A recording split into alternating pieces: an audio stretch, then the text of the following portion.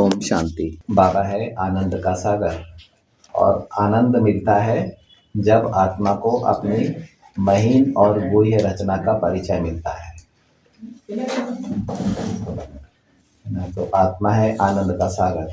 बाबा है जब आत्मा को अपनी संपूर्ण रचना की जानकारी होती है तब उसे आनंद मिलता है। जब एक जन्म को समझती है तो उसे आनंद नहीं मिलता, सुख मिलता है ना। तो जब आत्मा को बहुत गहराई से उसकी जानकारी मिलने लगती है, मन बुद्धि संस्कार की जानकारी मिलने लगती है, नॉलेज मिलने लगती है और आत्मा समझने लगती है अपने मन बुद्धि संस्कार को, तो बहुत स्थिर होने लगती है। स्थिरता का कारण है ना, उसके जीवन में संपूर्णता है, अभी भरपूरता है। तो भरे हुए बर्तन में आवाज कम होती है, खाली बर्तन ज्यादा आवाज करता है। बिंदु उद्गम होने के कारण आदि मध्य अंत मिलेगा और अनादि होने के कारण अनादि की भी समझ आएगी। तो मैं ज्योति बिंदु हूँ, आत्मा हूँ और बाबा मुझ आत्मा के पिता हैं, शिक्षक हैं, सद्गुरु हैं और बाबा मुझ आत्मा को पढ़ाने के लिए आए हैं। ये गीता ज्ञान का एजुकेशन भी एक संगीत है, इसमें भी सुर है, इसमें भी लहरें हैं, है ना। साकार जिंदगी में तनाव है लेकिन इसमें तान है जो आत्मा के मन को विभोर कर देती है ना। तो आज बाबा समझा रहे थे कि आत्मा के पास में एक है आकार, एक है संस्कार, एक है साकार। बहुत डीप पढ़ाई है ये, बेजोड़ है यानी बिना जोड़ का है। आकारी शरीर है और आकारी शरीर में है ना, एक है आकारी शरीर कर देते हैं इसको, आकारी देह है ना, और ये संस्कार की देह और साकार देह है ना। तो ये इसमें आकार में जोड़ नहीं है ना, ये पूरी संपूर्ण देह है, एक देह है ये। और साकार है, अच्छा इसमें होते हैं ऑर्गन्स, यानी उसको अपन इंद्रियां बोल देते हैं क्योंकि साकार नहीं है इसीलिए इंद्रियां बोलते हैं है ना। तो जो साकार देह में जितने भी ऑर्गन्स हैं वो सारी आकारी देह में भी होती है। अगर देह को ऑर्गन्स, साकार देह को ऑर्गन्स चाहिए तो उसको आकारी देह से ही मिलेगी बस, और ऑर्गन्स कहीं से नहीं मिलेंगे। आकारी देह कमजोर है, आकारी देह में अगर ऑर्गन्स कमजोर है तो फिर साकार देह में ऑर्गन्स कमजोर होंगे, उनकी आयु कम होगी। इसीलिए आकारी देह को समझना जरूरी है। और आकारी देह साकार देह का नक्शा है और साकारी देह उस नक्शे की बिल्डिंग है। साकारी देह, हाँ साकारी देह उस नक्शे की बिल्डिंग है, ठीक है। अब बाबा अपने को पढ़ा रहे हैं कि आत्मा और देह का कनेक्शन क्या है, इस देह को हम संभालें कैसे, क्योंकि देह बिगड़ते जाती है और हमारा पुरुषार्थ डिस्टर्ब होते जाता है। देह की फीलिंग बिगड़ती है, देह से पेपर आने लगते हैं। पेपर आने का कारण है कि हम इन तीन चीज को नहीं समझ रहे हैं, आकार, संस्कार और देह। अभी आकार में तो ये एक है, सिंगल है, ठीक है। और आकार में दोनों रूप हैं, आकार से ही दोनों रूप निकलते हैं, ठीक है, आकार से ही दोनों रूप निकलते हैं। अब आकार में मस्तिष्क भी है, आकारी देह में है ना, आंख, नाक, मुंह, कान ये सब कुछ है, फेफड़ा भी है, हृदय भी है, यानी सारे जो ऑर्गन्स सूक्ष्म में होते हैं उनको अपन इंद्रियां बोल रहे हैं इस समय, वो आकारी शरीर में है। आकारी शरीर क्लियर हुआ? इसको आत्माभिमानी बन के सुनना है, ठीक है। अगर बुद्धि में काम है तो फिर आत्माभिमानी नहीं बन पाएंगे। अभी संस्कार में स्वभाव होता है और संस्कार आकारी देह को जीवित करता है, हाँ जीवित करता है। अच्छा, संस्कार आकारी देह को साकार देह में है ना, साकार देह के लायक बनाता है। संस्कार है तो आकार को साकार देह मिलेगी, संस्कार नहीं है तो आकारी देह को साकार देह नहीं मिलेगी। क्लियर? साकार देह के लायक संस्कार बनाता है। आत्मा को संस्कार जब एक्टिव हो जाता है, जब आत्मा को जन्म लेना होता है या नए जन्म में जाना हो तो संस्कार एक्टिव होता है।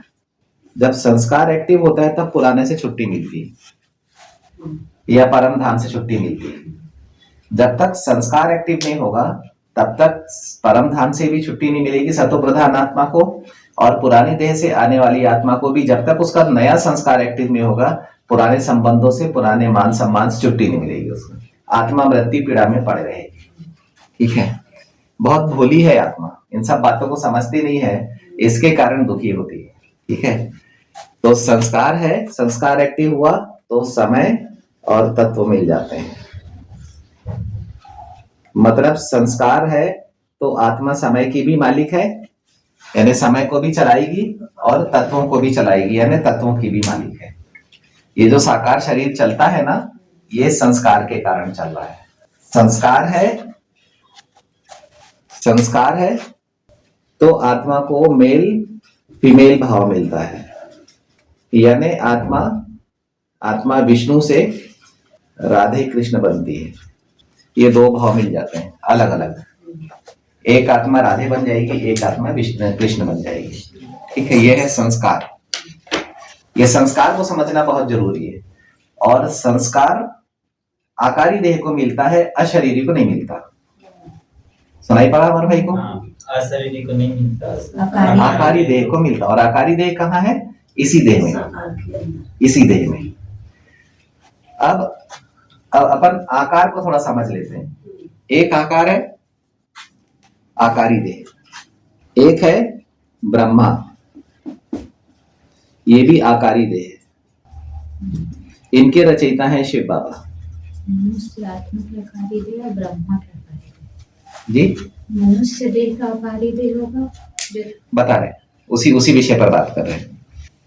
तो एक है ब्रह्मा का आकार जो अव्यक्त वतन में शिव बाबा ने बनाया। तो केवल ब्रह्मा नहीं बने, त्रिमूर्ति बनी। बनाया ब्रह्मा और बने त्रिमूर्ति, विष्णु और शंकर। अब ये हैं देवताएं सब, ब्रह्मा विष्णु शंकर ये सब हैं देवताएं। इनका स्वभाव है देने वाला, क्योंकि बाबा का भी स्वभाव है देने वाला। दूसरा शिव बाबा माता पिता है, तो इनका स्वभाव, ब्रह्मा का स्वभाव माता पिता के समान है, लेकिन विष्णु भविष्य की ऊर्जा के पालनहार है।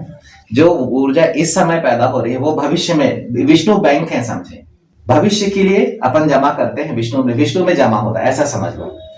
और जो विष्णु में जमा होता है वो भविष्य की पीढ़ियों में पालना के काम आता है।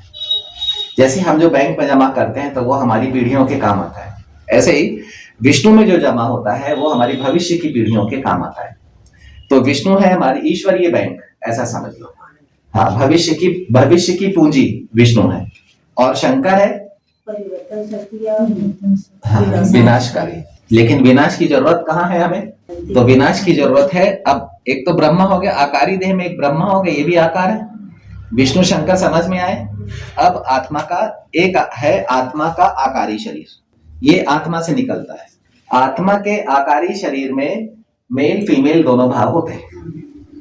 ब्रह्मा में विष्णु शंकर का भाव होता है, लेकिन माता पिता भी होते हैं ब्रह्मा, और साथ साथ विष्णु शंकर का भी भाव होता है। यानी भविष्य और अंत दोनों का मैनेजमेंट ब्रह्मा के द्वारा शिव बाबा करते हैं। ठीक है, और आकारी शरीर में दोनों भाव होते हैं, इधर लिखा है मेल फीमेल। अब संस्कार को मेल या फीमेल भाव चाहिए। ठीक है, सतयुग त्रेता के जो संस्कार होते हैं वो युगल मूर्त होते हैं, यानी ब्रह्मा युगल है, लेकिन आत्मा के आकारी शरीर में जो संस्कार अभी मर्ज होगा, आकारी शरीर एक्टिव हो जाता है द्वापर से। आत्मा से निकला हुआ आत्मा बिंदु, अशरीरी और आकारी, यह है आत्मा की रचना। ये द्वापर से एक्टिव होती है। और आकारी शरीर को जब संस्कार मिलते हैं तब आकारी शरीर में होते आत्मा के दोनों भाव हैं, मेल और फीमेल दोनों भाव होते हैं। लेकिन जब संस्कार मिलते हैं, संस्कार कहाँ से आते हैं? तो संस्कार ड्रामा से आते हैं, और ड्रामा कहाँ है? बुद्धि में। तो ड्रामा में संस्कार, और संस्कार आकार को मिलते हैं, और संस्कार के अनुसार आत्मा पार्ट प्ले करती है, और संस्कार में है स्वभाव। तो एक है साकार का भाव, एक है संस्कार का भाव, और एक है आकार का भाव। ठीक है, ये अपनी आत्मा की रचना है, और शिव बाबा है आनंद का सागर। और पढ़ाने वाला है शिव बाबा, समझाने वाला है शिव बाबा। निमित्त कोई भी बन जाता है, चाहे किसी का भी हो, लेकिन हमारी बुद्धि में क्या आना चाहिए कि हमें शिव बाबा पढ़ा रहे हैं, ठीक है। और आत्मा और देह के कनेक्शन में पढ़ा रहे हैं कि आत्मा की रचना और इसमें संपूर्णता, ये पढ़ा रहे हैं। और ये जो चीज है, हम अपनी साकार देह को कैसे संभालें, उसके लिए ये चीज, ये अपनी साकार देह को कैसे संभालें, ये वो चीज है। क्योंकि संगम युग में अगर साकार देह बिगड़ती है तो पुरुषार्थ प्रभावित हो जाता है, फिर बाबा से प्यार जन्म नहीं लेगा। साकार देह बिगड़ गई, संस्कार का स्वभाव बिगड़ गया, ठीक है, या कोई ऑर्गन खराब हो गया, तब फिर बाबा से प्यार पैदा नहीं होगा। आत्मा अपने देह के लिए पुरुषार्थ करेगी, आत्मा की मुक्ति जीवन मुक्ति के लिए या अपनी पीढ़ियों की मुक्ति जीवन मुक्ति के लिए पुरुषार्थ नहीं करेगी। हाँ, अगर संस्कार तो स्वभाव बिगड़ जाएगा। इसीलिए इस समय का संग भी हमारा बहुत अच्छा होना चाहिए, और संग है तो उसमें दोष पैदा नहीं होना चाहिए, योग पैदा होना चाहिए। अब आकारी शरीर जो आत्मा से निकलता है, मैं ज्योति बिंदु आत्मा, एक मुझे पहले 21 जन्मों के लिए शिव बाबा ने आकारी शरीर दे दिया, ब्रह्मा का त्रिमूर्ति शरीर। उसके बाद में अब मेरा द्वापर में आ गया, ब्रह्मा की आयु पूरी हुई, अब मैं देवता से मनुष्य बन गया, आकारी शरीर मिला। अब आकारी शरीर को जो द्वापर से संस्कार मिलते हैं, यहां ये समझने की बात है, जो सतयुग त्रेता के 20 जन्मों के संस्कार हैं वो है युगल मुहूर्त संस्कार। ये बड़े कीमती होते हैं, इन्हीं के कारण योग बल से संतान होती है, इन्हीं के कारण योग बल से संतान होती है। सतयुग त्रेता के संस्कार बड़े कीमती हैं, क्योंकि ब्रह्मा को मिल रहे हैं। ब्रह्मा आत्मा को 20 जन्मों के लिए मिले हैं। एक जन्म ब्रह्मा के शरीर तन का उपयोग शिव बाबा करते हैं, और 20 जन्म ब्रह्मा के तन का उपयोग विष्णु के रूप में देवात्माएं करती हैं। और क्योंकि वो उनका आकारी तन अशरीरी में समाया हुआ होता है, किनका? आत्मा का आकारी तन 2 युगों के लिए अशरीरी में समाया हुआ होता है, और ब्रह्मा का तन एक्टिव होता है। आत्मा बिंदी अपने अशरीरी रूप में बैठकर ब्रह्मा की भ्रुकुटी में बैठकर पार्ट प्ले करती है, इसीलिए वो देवात्मा बनती है, इसीलिए वो देवता पूज्य बनती है, क्योंकि ब्रह्मा विष्णु शंकर ये तीनों पूज्य हैं, इसीलिए पूज्य बनती है। और ब्रह्मा में बैठने के लिए चाहिए पवित्रता। अब अगर आपको ब्रह्मा की भ्रुकुटी में, मुझ आत्मा को अपना अशरीरी रूप धारण करके अगर ब्रह्मा की भ्रुकुटी में बैठना है, तो मुझ आत्मा को चाहिए, एक ब्रह्मा के बराबर मैं सतो प्रधान हूं, और दूसरा ब्रह्मा के बराबर मैं पवित्र हूं।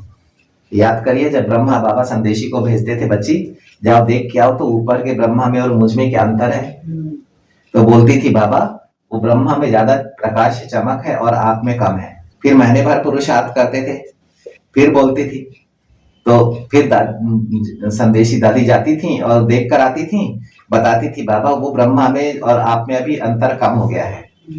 फिर तीसरी बार भेजा तो बाबा फिर बताई कि बाबा अभी आप और वो दोनों समान हो गए।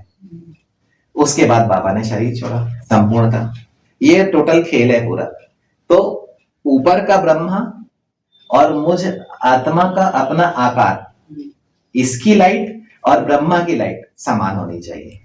इस तब बोलेंगे लाइट हाउस और माइट हाउस। सतयुग त्रेता में लाइट से काम चलता है, द्वापर कलयुग में माइट से काम चलता है। तो 2 युगों के लिए लाइट और 2 युगों के लिए माइट। और सबसे ज्यादा शक्ति और समझदारी लगती है कलयुग को पार करने में, और कलयुग से संगम में आने में और बाबा को समझने में सबसे ज्यादा लाइट और माइट दोनों लगती है। तब कहलाते हैं संगम युग में light might house, power house. तो आकारी शरीर जो द्वापर से जो आकारी शरीर होता है वो मनुष्य का होता है, ये मनुष्य का शरीर होता है। और सतयुग त्रेता का जो आकारी शरीर होता है वो देवता का होता है। अब देवता में बैठने के लिए संस्कार चाहिए युगल मूल, और आकार में बैठने के लिए संस्कार चाहिए सिंगल मूल। इसीलिए द्वापर से जो आकारी शरीर इमर्ज होता है, ब्रह्मा की आयु पूरी होती है, आत्मा द्वापर में आती है और उसको सिंगल शरीर मिलता है। अब उसमें मेल या फीमेल भाव जागता है। अगर आत्मा में मेल या फीमेल भाव एक्टिव है, काम कर रहा है, मैं फीमेल हूं तू फीमेल है, तो समझ जाओ ये द्वापर से नीचे की अवस्था है।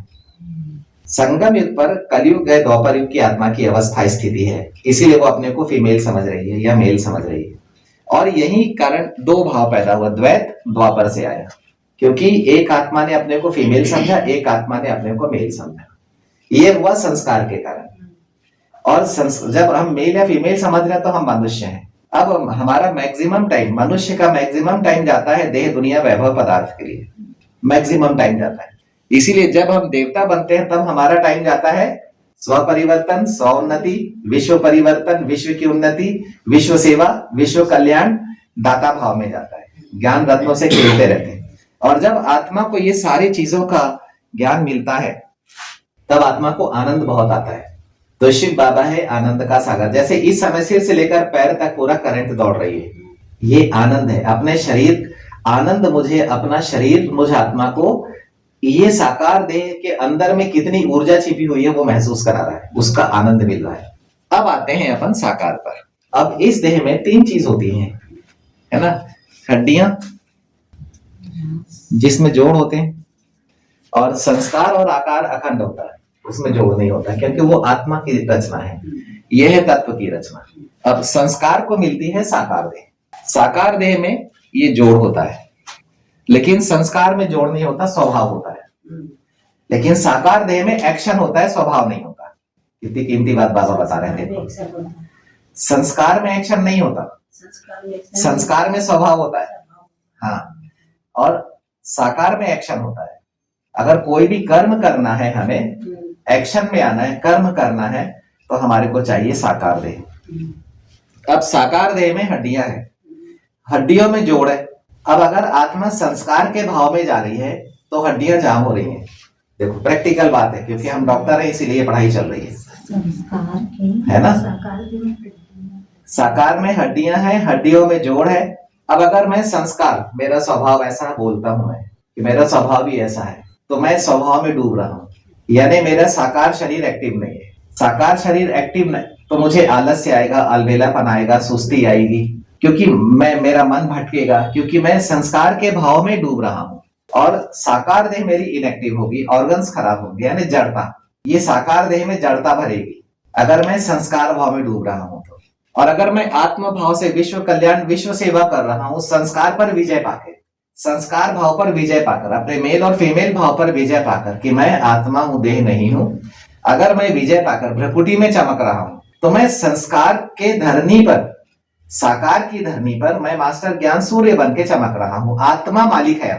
संस्कार, आकार और साकार की मालिक आत्मा है, जो चैतन्य है, जीवित है। अब ये संपूर्ण रचना में जिसमें देवता भी है, मनुष्य भी है, आकारी मनुष्य भी है और साकार भी है। इस संपूर्ण रचना में आत्मा विजयी बनकर बैठी है और अपनी लाइट और माइट से इसको चला रही है।